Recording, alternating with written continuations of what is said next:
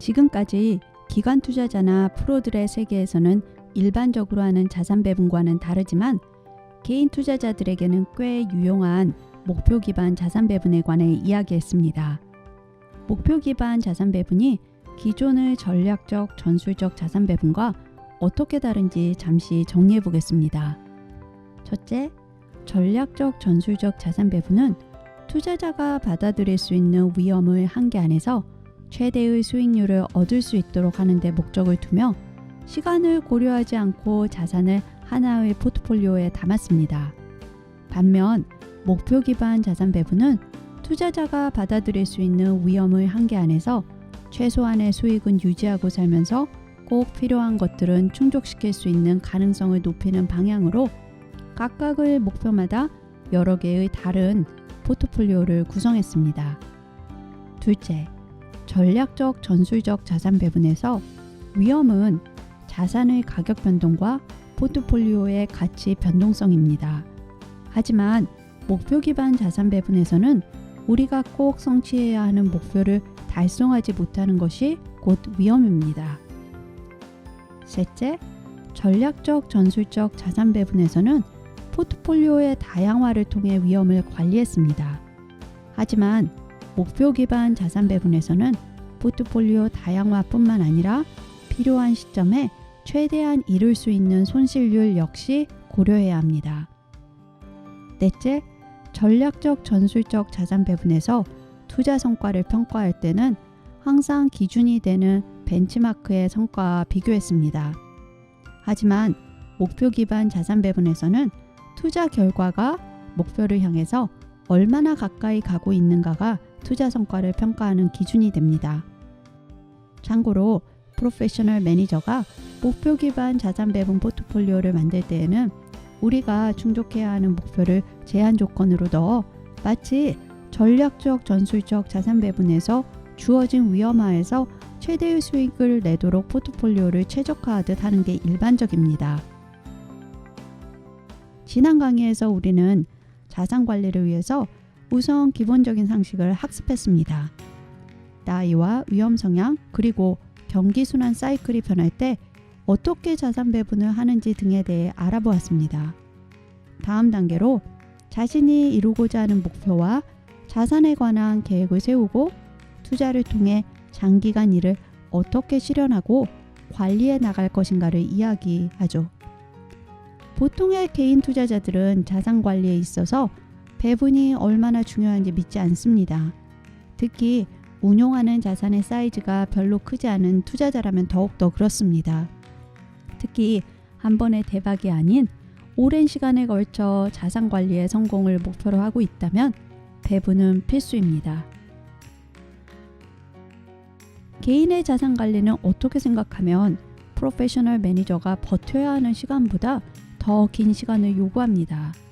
그렇기 때문에 배분은 개인의 부를 관리하는 데에도 가장 핵심이 되는 일입니다. 그렇다면 목표 기반 투자의 수익률을 어떻게 정해야 할까요? 프로페셔널 매니저들은 투자를 할 때 수익률의 분포가 어떻게 보일지를 예측합니다. 워런 버핏과 맞먹는 투자의 대가라고 하더라도 투자를 하면서 항상 몇 %의 수익이 난다고 확신할 수 있는 투자자는 없습니다. 투자를 위한 의사결정은 가능한 한 높은 수익률을 낼 수 있는 확률을 높이는 것이지 100% 확신을 가지고 하는 것이 아닙니다. 이는 여러 개의 자산을 투입하고 배분해서 운용하는 포트폴리오를 관리하는 데 있어서도 똑같이 적용됩니다. 만약 어느 정도 위험을 감수할 수 있으면서 고수익을 추구하는 투자자라면 자산 배분으로 성취할 수 있는 수익률이 다음과 같은 분포로 예측되는 투자 포트폴리오를 추구할 겁니다. 이 포트폴리오가 연평균 5%를 성취하도록 설계되었다면 5% 정도의 수익을 얻게 될 확률이 가장 높습니다. 그렇다고 마이너스 20%의 손실을 낼 가능성을 완전히 배제한 건 아닙니다. 25%의 수익을 낼 경우 역시 마찬가지입니다. 이 정도의 수익을 낼 수도 있겠지만 확률이 높지 않습니다. 이 포트폴리오보다 상대적으로 수익률과 위험성을 덜 추구하는 포트폴리오라면 수익률 분포도는 이렇게 변화할 겁니다. 가장 확률이 높은 수익률이 앞 그래프의 5%보다 다소 낮은 3에서 4%지만 그래프의 폭이 좁습니다. 그만큼 아주 큰 손실을 내거나 아주 큰 수익을 낼 확률을 줄인 겁니다. 그렇다면 목표 기반 자산 배분은 어떻게 하는 것일까요? 한번 살펴볼까요?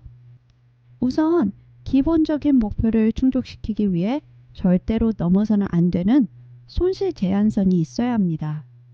그래프를 보면 앞에서 살펴본 두 개의 그래프와 다르게 손실 제한선이 존재합니다. 손실의 꼬리를 아래 점선으로 표기한 정도에서 끊어내고 그 이상으로만 수익을 낼 확률을 추구하는 투자를 가정한다면 그래프는 이렇게 변화할 겁니다. 목표 기반 투자에서 손실을 제한한 포트폴리오의 수익률 분포는 기존의 전통적인 자산 배분에서 일반적인 포트폴리오를 구성할 때 예측한 수익률의 분포와 완전히 다릅니다. 전통적인 포트폴리오에서는 여전히 엄청난 손실을 낼 가능성이 존재합니다. 하지만 목표 기반 투자의 경우 우리가 허용할 수 있는 손실을 낼 확률이 거의 0에 가까워야 합니다. 목표에 기반한 투자는 우리가 살면서 꼭 필요한 것들을 이루어야 한다는 전제로 설계된 만큼 장기간의 투자를 통한 전통적인 자산 배분에서 추구하는 최대 수익률을 얻을 수 있는 기회는 포기해야 합니다. 위험을 회피하는 대신 그만큼의 큰 수익을 낼 수 있는 확률이 줄어들거나 없어지는 것과 마찬가지의 이치입니다.